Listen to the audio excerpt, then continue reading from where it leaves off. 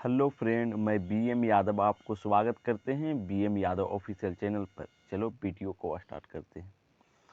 रूस यूक्रेन संकट। रूस से गैस नहीं आई तो ठंड से जम जाएगा यूरोप। हालात इतने खराब कैसे हुए? यूरोप का ऊर्जा संकट अब एक आर्थिक समस्या से राजनीतिक चुनौती में बदल गया है। पश्चिमी देश खुलेआम रूस पर गैस वॉर छेड़ने का इल्ज़ाम लगा रहे हैं, जबकि क्रेमलिन इन आरोपों से इनकार करता है। रूस ने पश्चिमी देशों के सामने एक तरह से अंतिम शर्त रख दी है कि यूरोप को अलग अलग प्रभाव क्षेत्र वाले खाँचों में बांटा जाए और गैस मार्केट में खेल के नियम बदल जाए। यूरोपीय देश अपनी आबादी पर उद्योग दोनों को ही बचाने के लिए युद्ध स्तर पर तैयारी कर रहे हैं, और अमेरिका इस बात से खुश लग रहा है कि वो यूरोप को रूसी गैस के बदले ऊंची कीमत पर इसकी सप्लाई का मौका मिलेगा। वैश्विक ऊर्जा संकट की शुरुआत बीते पतझड़ के साथ ही शुरू हुई थी। सर्दियां आते आते हालात और बिगड़ गया है। पहले गैस और अब तेल की कीमतें को भी अलग अलग कर दिया गया है। यूरोप में ऊर्जा संसाधन को इतनी कमी है कि आम लोगों से लेकर उद्योग तक का बिजली और गैस बिल बेहिसाब बढ़ गया है। यूरोप का ऊर्जा संकट दो वजह से अस्थायी किस्म की है। पहली कोरोना महामारी और दूसरा मौसम, और बाकी तीन वजह ऐसी है जो काफ़ी लंबे समय से अनसुलझी है। इसकी बुनियादी एनर्जी मार्केट में प्रतिस्पर्धा, यूक्रेनी लोगों के आत्मनिर्णय के अधिकार और भविष्य की अर्थव्यवस्था में हाइड्रोकार्बन की भूमिका को लेकर रूस और यूरोप के बीच जो सैद्धांतिक मतभेद है उसी में है। यूरोप का ऊर्जा संकट कब तक चलेगा? यूरोप को इसका नुकसान उठाना पड़ेगा। गैस मार्केट में खेल के नियम कैसे बदलेंगे? और रूस की कमाई का प्रमुख स्रोत माने जाने वाला हाइड्रोकार्बन के इस्तेमाल को कम करने के लिए जिस ग्रीन एनर्जी को बढ़ावा दिया जाने की बात की जा रही है, उसका भविष्य क्या है? इन तमाम सवालों के जवाब इस बात पर निर्भर करता है कि यूरोप और रूस के बीच जिन बुनियादी सवालों को लेकर मतभेद है उसे कितनी जल्द सुलझा लिया जाएगा। यूरोप को जितना प्राकृतिक गैस की ज़रूरत पड़ती है उसको तकरीबन एक तिहाई रूस सप्लाई करता है, लेकिन बीते पतझड़ के बाद उसने गैस की आपूर्ति में बड़ी कटौती कर दी है। 15 जनवरी तक यूरोप ये देश क्रेमलिन पर गैस वॉर शुरू करने का आरोप सीधे तौर पर लगाने से बचते दिख रहे थे, लेकिन जैसे ही यूक्रेन को लेकर व्लादिमीर पुतिन के इरादे सामने आने लगे, पश्चिमी देश ने यूरोप के ऊर्जा संकट के लिए रूस को सीधे जिम्मेदार ठहराना शुरू कर दिया।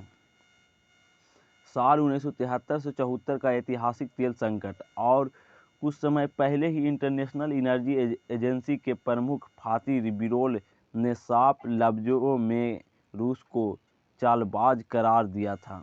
उनका कहना था कि यूरोप को रूस की ओर से गैस सप्लाई में कटौती और यूक्रेन को क्रेमलिन से बढ़ती धमकियों के बीच का कनेक्शन दिखाई दे रहा है। उन्होंने कहा कि हमारा मानना है कि यूरोप के गैस मार्केट में समस्याएं रूस ने पैदा की हैं।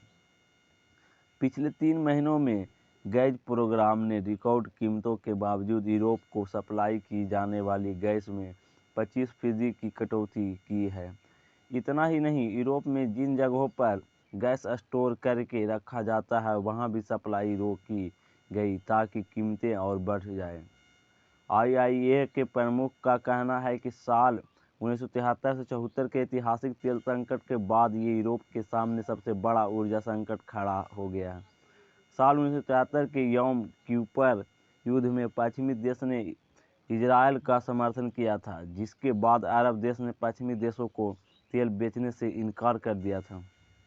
क्या अमेरिका की ये सिल्वर फॉक्स पुतिन को चकमा दे पाएगी? आईएए की भूमिका। फाती बिरोल की बात में काफ़ी वजन है, क्योंकि वे पश्चिमी देश की ऊर्जा सुरक्षा को सुनिश्चित करने वाले संगठन के प्रमुख हैं। आईईएस का गठन इन्हीं हालात से निपटने के लिए किया गया था कि वो आने वाले संकट से विकसित देशों को आगाह कर सके और संकट से बचने के लिए साझा कोशिशों को अंजाम दे सके, और अगर संकट पैदा हो जाए तो उसे जल्द से जल्द निपटा जा सके।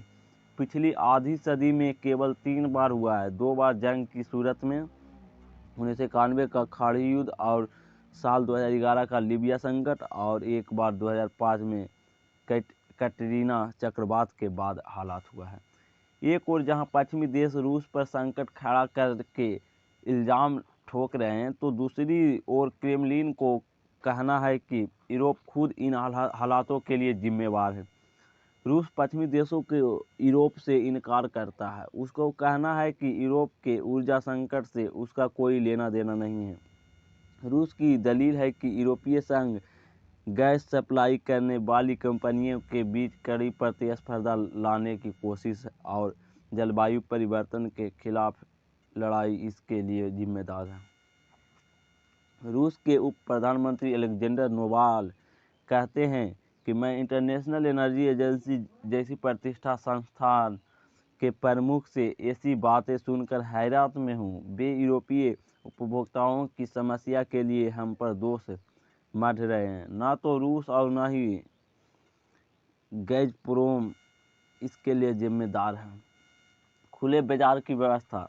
उधर रूस की सरकारी गैस कंपनी गैज़प्रोम यूरोप की अतिरिक्त गैस आपूर्ति करने को लेकर कोई जल्दबाजी नहीं दिख रही है, जबकि कीमतें अपने रिकॉर्ड स्तर पर। पश्चिमी देशों के मन में ये विचार मजबूत हो रहा है कि रूस ने अपने कान बंद कर लेने का फैसला कर लिया है। व्हाइट हाउस के एक अधिकारी ने नाम न जाहिर करने की शर्त पर कहा, इसका बाजार से कोई लेना देना नहीं है, इसमें बाजार की शक्तियों की कोई भूमिका नहीं है, ये पूरी तरह से चालबाजी है। यूरोपीय संघ के एंटी-ट्रस्ट नीतियों के लिए जिम्मेदार मार्गरेट वेस्टागेर भी कुछ ऐसी ही शंकाएं जाहिर की थी। वो कहती है, मांग बढ़ने पर एक कंपनी आपूर्ति कम कर देती है तो वो बात समझ में आ जाती है। प्रतिस्पर्धात्मक बाजार में ऐसा बर्ताव शायद ही कोई करता है। गैज़प्रोम की गैस सप्लाई का मॉडल लंबी अवधि वाले ठेकों के आधार पर चलता है। इस तरह के करार में कीमतों और आपूर्ति की मात्रा साल 10 साल बढ़ती ही जाती है। इसमें नए गैस फील्ड के विकास और नई पाइपलाइन बिछाने के लिए कर्ज दिए जाने का प्रभाव प्रदान करता है। लेकिन यूरोप चाहता है कि कीमतें बाजार की ताकतें तक करे, और वो खुले बाजार में व्यवस्था गैस की खरीद बिक्री को मॉडल अपनाना चाहता है, जहां कीमतें बाई मूल्य की कोई गारंटी नहीं है। यूरोप की ख्वाहिश। इस व्यवस्था में मांग और आपूर्ति के आधार पर बाजार कीमत तय की जाती है। तेल बाजार भी इसी तरह से काम करता है। तेल बाजार में लंबी अवधि वाले कॉन्ट्रैक्ट काम करते हैं, और यूरोप की ख्वाहिश है कि उसके यहाँ का गैस बाजार भी इसी तरह से काम करे।